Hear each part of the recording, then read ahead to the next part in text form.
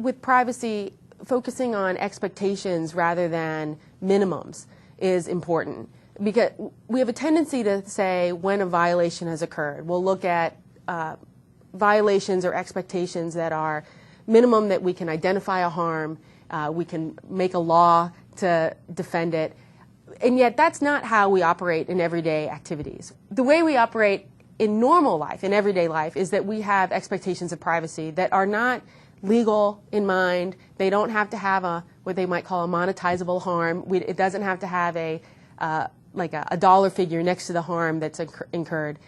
That's not how we operate, and that's not our expectations that we have of companies.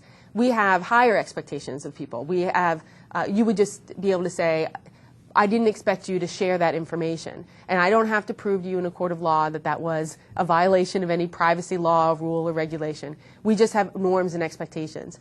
And for internet companies in particular, companies that will rely on our information to make transactions happen, social networking in particular, but any searches, Google Mail, any of the products and services online relies upon our trust to give them the information.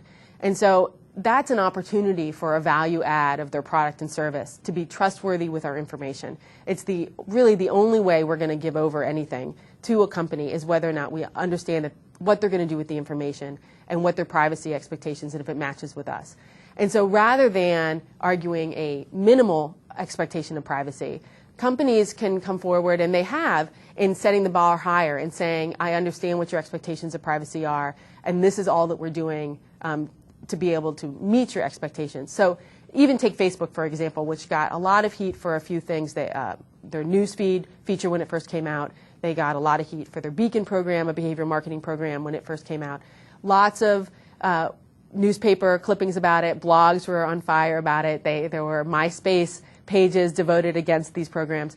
And yet they tweaked their programs. They made their privacy settings better. They saw it as an ongoing relationship with their, the members of their community, and tried to kind of meet the needs of their members. And so in that sense, I would actually say that they saw it as an opportunity. They made mistakes, but everyone does. They stumbled, and they kind of moved forward, and they tried to fix things as quickly as possible. In some cases, it was only a difference of 2 weeks that they were able to fix things, which, while we focus on the negative of when something happened, that's admirable that they were able to reverse course and say, these are the ways that we're changing this program, these are the settings that we're changing, and kind of to meet the needs, the higher expectations of their members than they had originally expected.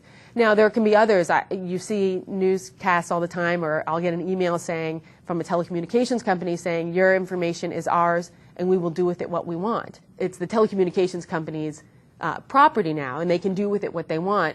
That could be true. I'm not going to debate the property rights of the information.